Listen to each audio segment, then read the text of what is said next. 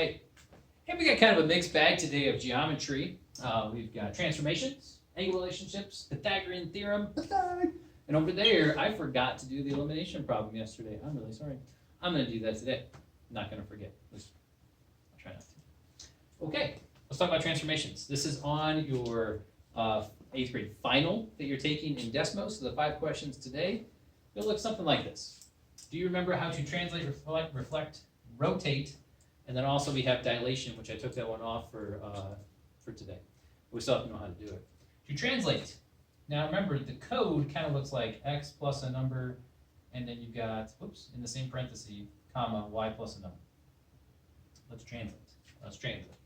So that will push the figure, it could be a minus here or negative, but that will push the figure and it'll still have the same orientation. So when you redraw it, it'll look exactly the same as it was. Same positioning, it's just in a different location. Okay, does that look pretty close? There's no indication of a right angle should have done that. Okay. To reflect, you are reflecting over a line, and every point is the same distance away from the line of reflection as where it began. So if you want to measure or have this on a grid, which would be ideal, look at that. Maybe I'll flip to this side. And I calculate this to be about 12 centimeters away. I would go another 12 centimeters down, right there, ish. I'm just going to eyeball this. And then every point has to maintain the same distance away from the line of reflection. So your reflected image is going to look something like that. Okay? Reflect. Now let's rotate. When you rotate, I might go the other direction here, 90 degrees. Let's go clockwise. Switch second. In a 90-degree rotation, xy becomes the opposite of yx. So we've got xy becomes, in a 90-degree rotation, the opposite of yx. So you have to switch the numbers. Anytime it's at 90, you have to switch. And if you don't remember this little coordinate switcheroo, that's okay. Do remember to switch the numbers, but then just think of the quadrant you're going into. So like if I take a point here, let's say this was in quadrant 4, and you switch it, well, they're both going to be negative going into quadrant 3. Okay, so switch the numbers, make them both negative. So it's more about, especially on a grid, where you're going. If you're just rotating on a piece of paper, that's going to be a little more difficult to do to construct that. Get out the compass, maybe a protractor, there's going to be other things involved, okay?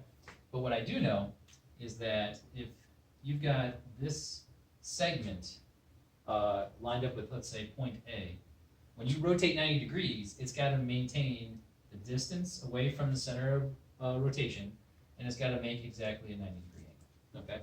So this triangle is going to rotate that way and be somewhat in that position there. Oh, something like this.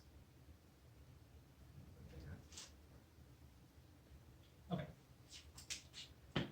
Sorry I didn't do that well, but this is what I got. Let's move on. Angle relationships. You'll have a picture like this. You'll have to identify 8 angle measures. Make sure you copy and paste what I gave you and then just fill in with the angles. And you can get the degree symbol. You can use the math input bar, and you can get a degree by hitting Shift 6. Oh, I think it's what we use. Let's measure this angle right here. I'll use a different color. Oh, 43, good. How did you know? Because they're vertical. Vertical angles are congruent. What's the measure of that angle right there? You might need a moment. I've got it. Did you get it? 76? And how'd you get it? Well, I did angle sum. So I added these 2 angles together, which is 104 degrees. And I subtract that from 180 because there's 180 degrees in a triangle, which there makes that 76. What's the measure of this angle right here? Okay. I got 119 degrees. These angles are supplementary. So they add up to 180. It's also called a linear pair. So those 2 together have to make 180 degrees, which is half a circle. Okay. And things like that. So there's one more I want to do, and it's this angle right here. Yeah, right here. See this one? What's the measure of that? And how do you know? It's 43 degrees. that would be corresponding to 43. It would be alternate exterior with this 43. There's multiple ways to get it. We have alternate interiors going on right here with the 61. You know I gotta fill that in. Parallel lines, transversal, corresponding. They're in exactly the same location. If you take a little snapshot of this angle with a camera, you take a snapshot of that angle, those angles are in exactly the same spot. Okay, so they correspond to each other, and so on. Vertical, corresponding, alternate interior, alternate exterior, supplementary, we left out complementary, angle sum, all the relationships that we discussed throughout the year, we still have to know how to do this. All right, let's talk about Pythag. I got a bad case of the Pythag. What does that mean? Well, Pythagorean theorem, a squared plus b squared equals c squared. I hope so, or else we're in trouble. And I ask you to prove these things. So prove if it is a right triangle. So if I just write down 3 side lengths, 30, 42, 50, and ask you, do those 3 side lengths generate a right triangle? Well, you would run it through the theorem and see if it creates a balance. If it's balanced, then yes, it's a right triangle. If one side has more than the other, then it's either acute or obtuse, or maybe not even a triangle at all. So first of all, those 2 sides add up to more than 50, so we have a structure, we have a triangle. Let's say that proposed A is going to be 30. So A is 30. B is 42. And C is 50. The supposed hypotenuse. We're going to square all those numbers, square and add, and see if we have balance in our equation. So 30 goes in for A, 42 for B, and 50 for C.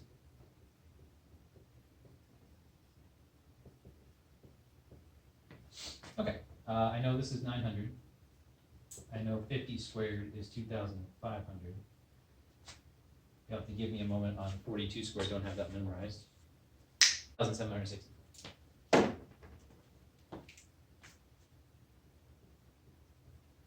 Okay, now we add 1,764 to 900, and we get 2,664, which does not equal 2,500. Therefore, it is not a right triangle. That was really close, by the way. Oh yeah, 30, 40, 50 would have been a right triangle, 3, 4, 5 relationship there, but not quite. So the next question then is it acute or obtuse? And remember how I explained this? If the smaller 2 win, that's cute. So it's acute. If the big guy wins, it's obtuse. So who won? Who has more? Oh, the smaller 2 win. Therefore, acute. It's so cute. Okay, now we're going to go over there. And we're going to do elimination. And I'm not going to forget to do it today. Okay?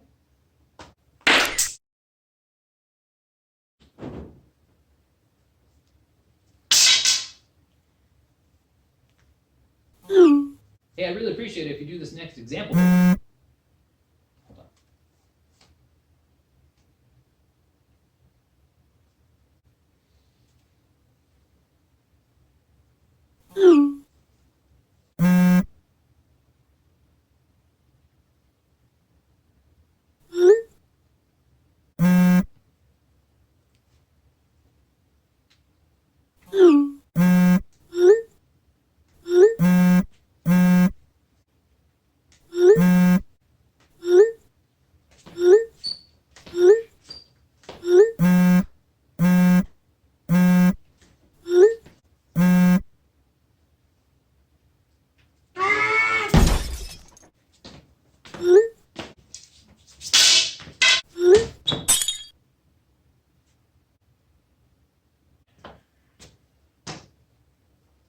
Let's talk about elimination.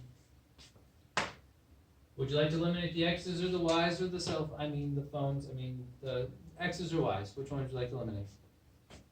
How about these since they're already opposite signs? So we have to make these the same number. Common multiple is 15.